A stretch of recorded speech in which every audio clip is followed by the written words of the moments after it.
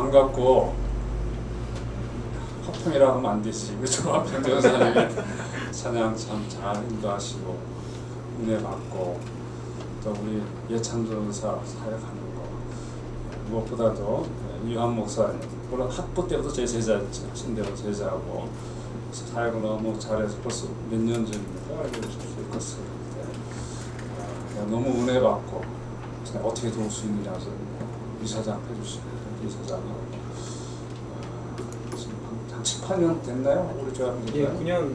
벌써 9년에 그동안 제가 돈도 많이 쓰고 또 우리 목사님 사역을 시작했는데 몇 년 전에 왔을 때는 오늘 이제 11시 예배 그때도 11시 예배 숫자만큼은 아니었었어요. 그때도 많고 지금도 이렇게 가득 차고 우리 청년들 또 제가 또 너무 또 감동받은 거는 찬양 순서가 있어서 늘 그렇지 않습니까? 이제 경배와 찬양하는 팀이 있으면 찬양대는 그냥 시시하게 해요. 근데 깜짝 놀랐어요. 아니 정말 불공평하다. 다 잘하네 여기는. 그래가지고 제가 보면은 미랄 합창단 이제 창단하고 운영하고 있는데 미랄 장애인 선교회를 35년째 하고 있어요. 그래서 그 안에 장애인들 있지만은 수준 높은 성악 전공한 사람이 10명 있고 어려운 곡들도 매년 발표를 해요. 맨델슨의 엘리야라는 아주 어려운 곡도 있어요. 이것도 발표하고 내년에는 미주 순회공을 하고 그래서 좀 하시고 싶은 사람 없을까요? 우리 여기 쉐이크스 했던 박희진 자매 성악가 우리 총진대 나오고 희진 양도 같이 하고 있고 너무 탐나고 목소리가 어쨌든 간에 뭐 반갑습니다. 믿음이 어디 있겠는가 생각이 들고 하나님께 감사의 마음을 돌렸습니다. 예, 그러니까 읽었던 본문 사실 뭐 전부 이제 11장 그 나사로 사건을 다 읽어야 되지만은 이 본문을 구해서 나는 부활이요 생명이라는 제목으로 말씀을 전할까 합니다. 그리고 제가 이제 공부훈련을 이제 하면서 모든 이제 예배 같이 맡은데 신등하고 대학하고 뭐 다 토요 학교도 있어요. 토요 학교에 개항학과라고요. 토요일만 공부해서도 학사학위를 주는 유아교육과 이런 중도학과. 그게 이제 제가 가서 체프를 넣어야 되는데 제가 뭐 월요일부터 금요일까지 정신없는데 그래서 이완 목사님께 토요일 없이 와서 30분 설교해 줄 수 있냐고 가겠다고 그래서 이 목사님께서 설교하고 있는데 제가 너무 칭찬을 받습니다. 학생들이고 교수들이 어떻게 그런 분을 섭외를 했냐고 그래서 내 제자입니다. 그래서 너무 참 개인적으로 감사하게 생각하고 저는 여러분들은 참 복된 성도라 생각을 합니다. 제가 총신대 10년 전에 오기 전에 합신에 있었어요. 교수로 수원에 있는 합신에 거기 체프 시간에 원주희 목사님이라고 샘물 호스피스를 시작한 분이 있어요. 아시다시피 호스피스는 이제 몇 달 못 살고 돌아가신 분들 마지막 돌보고 또 신앙으로 위로하는 그런 기관인데 그분이 이제 체프를 와서 설교를 할 때 자기가 요한계시를 가지고 설교를 했답니다. 우리가 앞으로 갈 천국이 얼마나 좋은지를 쫙 설명을 하고 여러분들 천국 좋죠? 그러니까 네. 여러분들 천국 가고 싶죠? 네. 여러분들 빨리 가고 싶죠? 아무도 말을 안 하죠. 금방 돌아가실 분인데도 불구하고 빨리 가고 싶지는 않은 거예요. 저도 이제 비슷한 경험을 했는데 목회를 한 5년 반 했는데 그때 이제 암투병하던 여암흑의 권사님이 계셨습니다. 그 며느님이 전화가 왔어요. 저녁 늦게 목사님 빨리 와서 인종 예배를 드려야 될 것 같습니다. 그래서 오늘 마음에 사역자들 모아서 갔습니다. 조용히 누워 계세요. 열심히 찬송을 불러주고 저 높은 곳을 향하여 밤마다 나아갑니다. 내 가는 길은 또 보이는 도다 이런 찬양하고 또 말씀을 전하고 기도를 했습니다. 우리 권사님 이제 주님 믿고 갑니다. 우리 주님 손잡고 갑니다. 천사들이 환영하며 그 영원한 곳에 갑니다. 믿음 잃지 않게 해주세요. 기도하고 다음에 나왔습니다. 나오는데 그 전화했던 며느님이 웃는 걸 툭대면서 좀 이상하다. 시어머니가 곧 돌아가시는데 집사님 왜 그래요? 글쎄 말이에요. 한두 시간 전에 올케가 다니는 교회 목사님 오셨대요. 목사님 오셔서 말씀 전하고 기도하는데 우리 권사님 일어날 줄 믿습니다. 일어날 줄 믿습니다. 더 연장하며 시기를 연장하셨던 것은 연장은 그때마다 어머님이 아멘 아멘. 그런데 제가 곧 갑니다. 때는 화가 나가서 입을 팍 다물고 있었다는 거예요. 나는 뭐 눈 감고 기도하니까. 근데 그 모습으로 며느리가 너무 웃겨가지고 그래서 야 근데 3일인가 4일 뒤에 돌아가셨어요. 저는 섭섭하더라고요. 제가 담임 목사인데 아니 담임 목사가 기도할 때 아멘 해야지 그 잘못 예언한 그 목사 기도에 아멘하고 재미나는 그런 경험을 한 적이 있습니다. 사실 다 죽기를 싫어해죠. 저도 그래요. 여러분도 그럴 겁니다. 죽기를 싫어해요. 근데 그런 말씀이 또 있어요. 히브리서 2장 14절 15절에 자녀들은 혈과 육에 속하였으며 그도 또한 같은 모양으로 혈과 육을 함께 지니시는 죽음을 통하여 죽음의 세력을 잡은 자 곧 마귀를 멸하시며 또 죽기를 무서워함으로 일생에 매여 종로로 사는 모든 자들을 놓아주려 하심이니. 그러니까 우리 모두가 죽음을 두려워야 합니다. 두려워하는 자들을 놓아주시려고 우리 주님께서 죽으셨다라고 기록하고 있습니다. 근데 우리 주님이 단지 죽으시기만 하셨다면 우리를 죽음에서 놓게 해주셨을까요? 해방시켜 주셨을까요? 그렇지 않습니다. 반드시 부활하셨어야 하는 것이죠. 우리가 십자가로 의롭다함 받고 십자가로 구원을 얻는다 했을 때 그 십자가는 사실은 부활로 이어지는 십자가였죠. 그래서 제가 오늘은 정말 그 부활의 중요성, 그 부활의 능력이 얼마나 중요한가. 그것은 우리가 장차 죽었을 때 부활할 것이라는 그 소망을 전해주는 부활의 능력이 아니라 지금도 역사하는 부활의 능력이라는 걸 오늘 전하고자 하는 것입니다. 고린도전서 15장 17절에 그리스도께서 다시 살아나신 일이 없으면 너의 믿음도 헛되고 여전히 죄 가운데 있을 것이오라고 말씀하죠. 우리 주님이 부활하지 않았으면 우리는 여전히 죄 가운데 있다라고 분명히 말씀하셨습니다. 그러니까 십자가로 죄 성량함 해결함을 받았는데 그러니까 부활이 없으면 아니라는 거죠. 그래서 그 십자가는 반드시 부활로 이어지는 십자가였다는 것을 우리가 알 수 있고요. 또 베드로전서 1장 3절에 하나님의 많으신 긍휼대로 예수 그리스도를 죽은 자 가운데서 부활하게 하심으로 말미암아 우리를 거듭나게 하사 산 소망이 있게 하시고 부활하게 하심으로 말미암아 우리를 거듭나게 하시고 또 산 소망이 있게 하시고 부활로 인해서 우리가 거듭남을 얻고 또 산 소망을 있게 했다는 것입니다.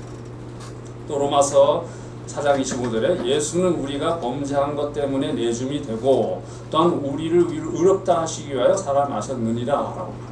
사실 따져보 보면 우리 범죄 때문에 죽으신 거고 우리를 의롭다 하시기 위해서 부활하셨다는 겁니다. 우리가 이신칭 다음 주에 이제 종교개혁 주간 주일인데 믿음으로 의롭다함을 얻지 않습니까? 의롭다함을 얻는다 할 때는 대개 십자가 죽음을 생각하지 않습니까? 근데 여기서 보니까 우리는 의롭다 하시기 위해서 살아나셨단 말이죠. 부활이 이렇게 중요한 겁니다. 그러니까 우리의 거듭남과 우리의 죄악의 해결 문제와 우리를 의롭다함과 우리의 소망이 다 부활로 연결이 되니까 이것은 단지 우리가 마지막 날 죽었을 때에 아까 말씀드린 것처럼 부활하겠지라는 기대감에 역사하는 그 부활이 아니라 지금의 삶, 지금부터 영원까지 우리 가운데 역사해야 하는 그 부활의 능력이라는 것입니다. 본문을 보게 되니까요, 나사로가 병에 들어 죽었습니다. 장가도 못 가고 죽었어요. 우리 어저께 전화 왔습니다. 재준이가 장가 간다고 그래서 소개하겠다고 드디어 너 가는구나. 너무 기쁘더라고요. 나사로는 장가도 못 가고 죽었어요. 근데 특별히 이제 나사로는 예수님의 친구였어요. 예수님의 친구인데 다른 사람 병을 고치시면서 죽은 자 살리시면서 또 물론 병을 고치시면서 왜 나사로의 병을 빨리 와서 고쳐주시지 하고 여동생들이 섭섭해했을 거예요. 근데 본문을 보게 되면 다 읽지는 않았지만 죽음에 대한 예수님의 견해가 특이해요. 4절에 보니까 4절에 보니까 4절에 나사로 병은 죽을 병이 아니라 죽을 병이 아니라 병 때문에 죽었는데 죽을 병이 아니라고 하셨어요. 그 다음에 11절에는 우리 친구 나사로가 잠들었도다라고 했습니다. 그때 죽었거든요. 죽었는데 잠들었도다라고 이야기해요. 14절에는 그때 나사로가 죽었느니라 비로소 죽음을 이야기합니다. 또 와서는 23절에 네 오라비가 다시 살아나리라. 그리고 25절에 나는 부활의 생명이 나를 믿는 자는 죽어도 살겠고 무릇 살아서 나를 믿는 자는 영원히 죽지 아니하리니 라고 말씀을 합니다. 뭡니까 도대체? 예수님은 죽음과 삶, 죽음과 부활을 잘 모르시는 것 같아요. 구분도 못합니다. 이랬다 저랬다. 도대체 왜 그러시는가? 정말 죽음과 삶을 그냥 약간 무시하듯이 그냥 넘나들시듯이 이런 표현을 하시고 계십니다. 반면에 마르다는 어떻습니까? 21절에 주께서 여기 계셨더라면 내 오라비가 죽지 아니하였겠나이다 라고 말하고 32절 마리아도 똑같이 이야기했습니다. 예수님께서 내 오라비가 살아나리라 하니까 마르다 뭐라 합니까? 마지막 날 부활 때는 다시 살아날 줄을 내가 아나이다.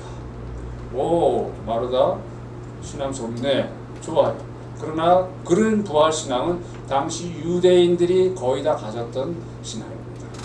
즉 메시아 예수 그리스도를 믿지 않아도 가졌던 신앙이었던 것입니다. 그러니까 예수님의 부활과 이 마르다의 부활 개념은 달랐어요. 어쩌면 오늘날 많은 성도들이 또 여러분 가운데 분들이 마지막 날에는 우리가 부활할 거라 이 정도로 생각할 수도 있겠지요. 그러나 예수님과는 좀 차이가 있습니다. 나는 부활이요 생명이니 이 말씀 사실 굉장히 어려운 말씀이에요. 보세요. 나는 부활이니 너는 누구냐? 나는 교수인데 나는 아빠인데 나는 학생인데 당신 누구세요? 나는 부활이다. 예? 무슨 말씀이냐 말이죠. 나는 부활이다. 어렵죠. 예를 들어서 나는 부활의 상징이다. 나는 선한 목자다. 나는 떡이다. 이렇게 하면 이렇게 이야기할 수 있는데 나는 부활이다. 참 어려운 말씀입니다. 사실 사도 요한이 잘 쓴 용어입니다. 우리 이제 전사님들 다 목사님 아시겠지만 에고 에임이라는 헬라어가 있어요. I am이라는 I am 그런 말씀이 요한복음에 바로 요한일서에는 수십 번 나옵니다. 인지 마이너 무슨 서술하듯이 나는 뭐뭐다라고 보어가 들어있는 그런 것도 많지만 나는 선한 목자다. 그냥 나는 나다 I am이라는 말씀도 많이 있어요. 그래서 이걸 잘 이해를 해야 됩니다. 신학자인 요한이 쓴 이 용어가 무슨 뜻일까요? 이 설명을 제가 할 텐데 요한일서에 잘하는 말씀 나는 하나님은 사랑이라 사랑이다. 사랑이라는 뜻이 있어요. 그게 무슨 뜻일까요? 하나님은 사랑이다. 하나님은 사랑이 많으신 분이지. 맞아요. 하나님 사랑이 많으신 분이다. 그러나 사도 요한이 하나님은 사랑이 많으신 분이다 그랬다면 그렇게 표현했을 것이지 하나님은 사랑이시라라고 하지 않았을 겁니다. 사도 요한의 신학을 근거로 하나님은 사랑이시라 하는 것을 해석하면 이런 뜻입니다. 사랑이라는 것은 하나님을 떠나서 따로 존재하지 않습니다. 예를 들어서 손양원 목사님이 사랑이 많으시고 테레사 수녀가 사랑이 많으시고 우리 김 목사님이 사랑이 많으세요. 그러면 하나님도 그렇게 사랑이 많구나. 그럴 때 그 사랑이 뭡니까? 사랑이 뭡니까? 그럼 제3의 하나님을 떠나 저 사랑 저희가 사랑인데 저 사랑을 손양원 목사님도 또 세례사 수녀도 우리 김 목사님도 이 목사님도 가지고 있는데 하나님도 그 사랑을 가지고 있다 하면 그 사랑은 하나님을 떠난 하나님보다 높은 어떤 개념이 될 수가 있어요. 하나님은 그럴 수가 없습니다. 하나님이 사랑이에요. 하나님이 사랑의 본질이고 사랑의 근원이에요. 하나님의 그 사랑은 하나님에게서 출발하는 것입니다. 하나님은 사랑을 배울 필요 없고 가질 필요가 없어요. 하나님 자신이 사랑이기 때문에. 그래서 우리가 심지어 믿지 않는 사람이 사랑할 때도 하나님을 의지하면서 사랑하는 것입니다. 사랑이 하나님께로 왔기 때문에 그런 것입니다. 그런 뜻입니다. 하나님은 사랑이라 할 때에 사랑의 본질이, 사랑의 근원이 사랑의 그 내용이 바로 하나님 자신이라 하는 뜻인 것입니다. 하나님을 떠나서 다른 제3의 어떤 독립적인 그런 좋은 그런 사랑의 영광, 이런 능력, 생명, 이것이 하나님을 떠나서 따로 존재하지 않습니다. 그런 맥락에 예수님께서 부활이다 할 때는 내가 부활의 본질이요, 부활의 근원이요, 내가 생명이라, 그런 뜻인 것입니다. 놀라운 말씀인 것이죠. 그래서 예수님을 떠나서 부활이라는 팩트나 어떤 개념이 따로 있지 않아요. 예수님을 떠나서 생명이 따로 존재하지 않습니다. 이생이나 저생이나 사람의 생명이 예수님을 따라 따로 작동되는 것이 아닌 것입니다. 예수님 믿지 않아도 그냥 부활 개념을 가지잖아요, 유대인들이. 그럼 그 부활은 무슨 부활입니까? 가차 부활입니다. 왜? 예수님을 안 믿기 때문에, 예수님과 상관없는 부활의 개념이기 때문에 가짜 부활이라는 것이죠. 그리고 또 우리가 부활한다고 했을 때 내가 가진 믿음 때문에 내가 믿사오니, 나의 믿음 때문에 내가 부활할 거라 생각하지 마십시오. 그건 내 믿음입니다. 내 믿음으로 인해서 부활할 수가 없습니다. 내 믿음이 뭔데? 예수님 때문에 부활합니다. 예수님이 부활이요 생명이기 때문에, 내가 그 예수님을 믿기 때문인 것입니다. 나를 부활케 하는, 내게 생명 주는 것, 나를 의롭게 하는 것은 나로부터 오는 믿음이 아니라 예수로부터 오는 믿음인 것입니다. 그래서 믿음을 선물이라고 하는 것입니다. 예수님이 부활의 근원이요 본질이기 때문에 그를 믿는 자는 죽어도 사는 것입니다. 예수님이 생명의 근원이요 본질이기 때문에 살아서 그를 믿는 자는 영원히 죽지 않는 것입니다. 그 뜻을 알겠죠? 무릇 살아서 믿는 자는 영원히 죽지 아니하리라. 이 말씀이 살아서 믿는, 사는 동안에, 살아있는 동안에 예수를 믿으면 영원히 죽지 않나? 그때 마리아 마르다는 죽어서 믿었습니까? 나사로는 죽었지만 마리아 마르다는 죽지 않았잖아요. 살았잖아요. 살아서 믿었잖아요. 그럼 마리아는 영원히 죽지 않았겠네? 아직도 살아있겠네? 무슨 말이에요? 죽었어요. 그럼 이 말이 무슨 뜻인가? 예수님에게는 죽음과 생명이 차이가 없다. 예수 안에서 죽어도 살고 살아서 계속 예수님 안에서 그 차이가 없다 하는 것입니다. 부활의 핵심은 죽었다가 어떻게 살아나느냐, 혹은 또 어떻게 하면 영생을 누리냐가 아니라 그리스도 안에 있느냐, 그리스도를 믿느냐에 있는 것입니다. 초점이 죽음 그 자체, 부활 그 자체, 영생 그 자체, 심지어 신앙 좋은 나 믿음 자체에 있는 것이 아니라 그리스도 자신에게 있다는 것입니다. 그래서 이런 이유 때문에 마지막 날에는 부활할 것이라는 마르다의 그 신앙은 좀 문제가 있었던 겁니다. 물론 그 정도도 참 훌륭한 신앙이지만서도 전부가 아니었습니다. 뭐예요? 마지막 날에는 부활한다 할 때 그 마지막 날이라는 그 자체가 어떤 특별한 의미가 있는 것처럼 느껴지는 겁니다. 예수님이 옆에 계신데, 예수님 괜찮아요. 너무 미안하지 마세요. 마지막 날에 부활하는 예수님. 이런 거 아니에요. 예수님, 내가 부활이야. 내가 생명이야. 이런 말씀은 마리아 너 신앙 좋구나 그런 뜻보다는 뭐라고? 마지막 날 누가 누굴 살린다는 거예요. 내가 부활이야. 내가 생명이야. 이런 말씀의 의미가 있는 것입니다. 그래서 나를 믿는 자는 죽어도 살겠고 무릇 살아서 믿는 자는 영원히 죽지 않는 말씀을 하는 것입니다. 특히 나사로를 살리신 것은 예수님이 부활이여 생명이시라는 사실을 분명하게 보여준 구체적 증거였습니다.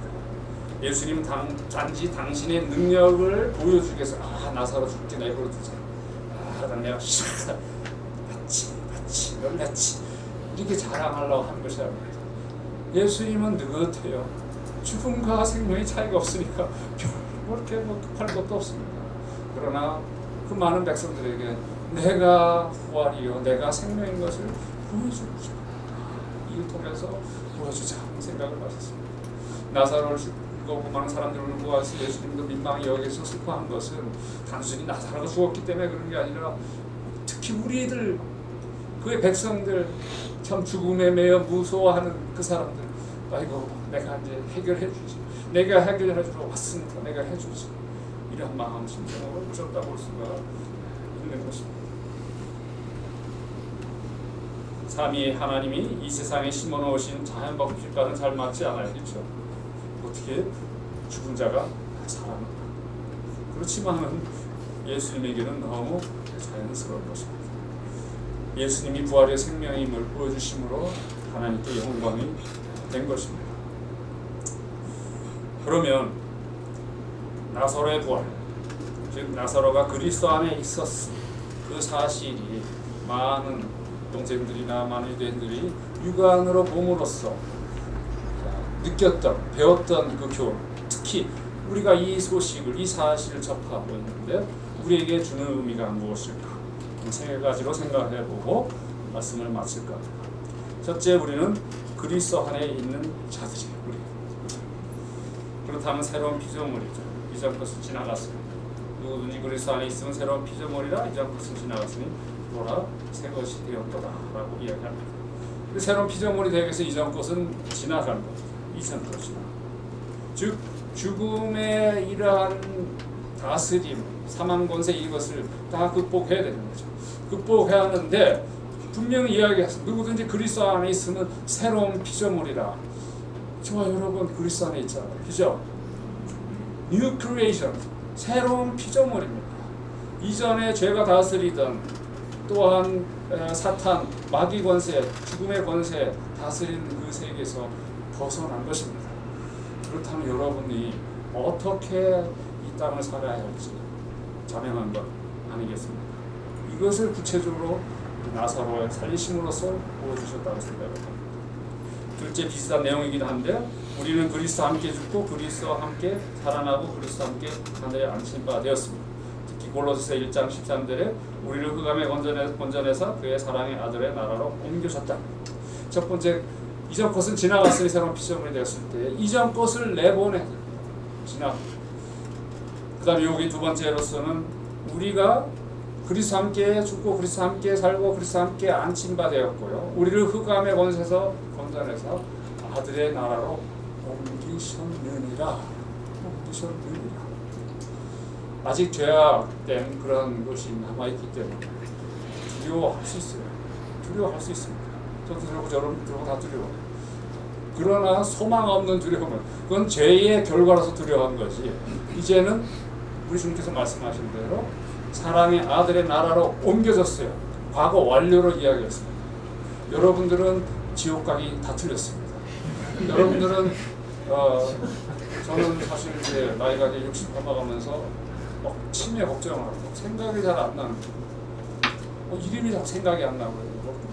그 나이는 다 그렇다는데 괜히 그냥 치매에 걱정하는데 우리 어머님이 사실 아까 소개했던 생물 호스피스에 돌아가셨거든요. 우리 어머니 강경화로 돌아가셨는데 강경화는 아모니아가 여기 이제 차면 혼미해집니다. 기억이 안 나고 사람은 못 알아봐요.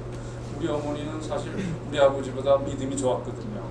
우리 아버지가 목사님인데 그분이 예수를 모르고 아무것도 몰라요. 그냥 뭐랄까 그냥 산송장, 죄송스러운 표현입니다. 식물인간 이러한 분 같은데 그래서 상관없어요. 이미 우리 어머니는 사랑의 아들의 나라로 옮겨섰었거든요. 육신적인 그런 걸로 해서 잘못되지 않습니다. 근데 그 모든 혜택이 뭐로 말미암아 예수 그리스도의 부활로 말미암아 그렇게 되는 것이라고 말이에요. 그것을 보여주고 싶은 것입니다. 내가 부활이다. 나사로를 살리면서 나사로를 일부러 죽게 한 것처럼 내버려두고 그 다음에 이거 큰 문제 아니야. 내가 살리고 마지막 날 살리는 것이 아니라 내가 부활이다. 이런 사실을 우리에게 보여준 것입니다.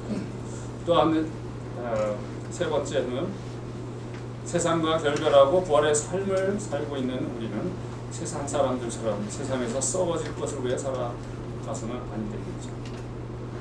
본문 39절에 보게 되니까 돌을 옮겨놓으라 라고 주님께서 말씀하실 때 말하자면 오라비 시체 썩는 냄새가 난다. 나흘 됐으니까 썩는 냄새가 났겠죠.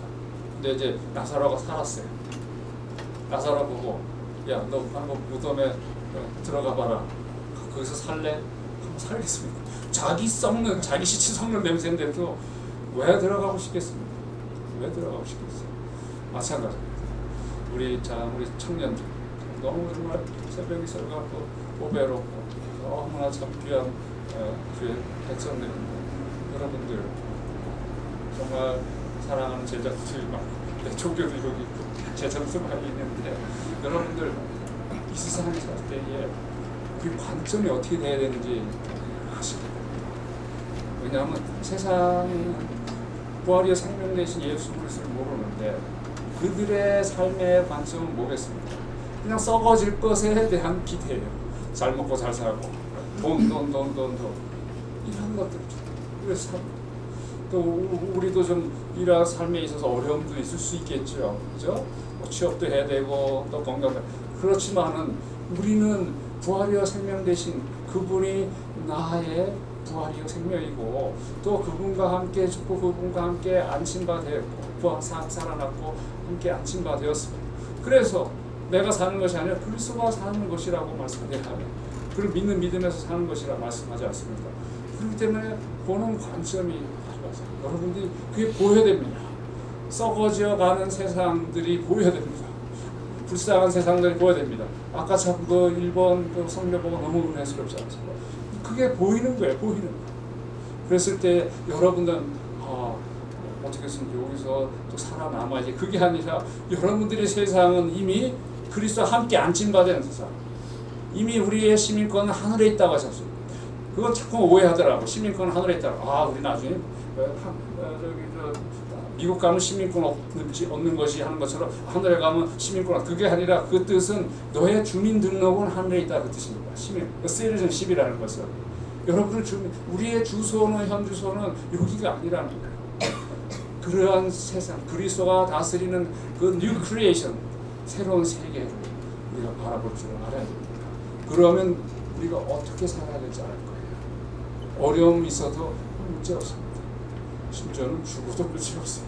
죽으면. 그러니 뭐 건강, 어려움이 있는 게 뭐가 문제겠습니까? 그 세계를 바라볼 줄 알고 그 세계 관점으로 이 세상을 바라보고 이 세상을 불쌍히 여겨야 되는 것입니다. 이제 말을 맺겠습니다. 예수님 자신이 부활이여 생명, 죽은 나사로를 살리심으로 이 사실을 증명하셨습니다. 우리의 부활과 생명이 따로 있는 것이 아니라 예수 안에 있는 것입니다. 우리가 이 땅에 살 때와 죽을 때까지 믿음을 유지해야지 그렇지 않으면 천국 못 가는 게 아닙니다. 우리가 나중에 죽으면 천국 가게 되는 것은 이미 우리가 아들의 나라로 옮겨갔고 이미 우리 주님이 부활하셨기 때문인 것입니다. 아무쪼록 그리스도의 부활의 능력 우리의 현재 여러분들의 삶에 역사하기를 바랍니다. 그 능력이 부활의 능력입니다. 사실 예수님이 죽으셨다 하는 그 십자가보다도 이 부활의 능력이 더 생존감이 있지 않습니까? 또 역동성이 있지 않습니까? 그것을 성령께서 우리에게 증거하셔서 그는 죽으셨다, 부활하셨습니다. 우리 안에 계시고 지금도 왕으로서 통치하신다, 역사하시지 않습니까? 그런 증거를 우리가 믿고서 날마다 그 부활의 능력이 생성하고 승리하는 우리 모두가 되길 주의 이름으로 축원드립니다. 기도하시겠습니다.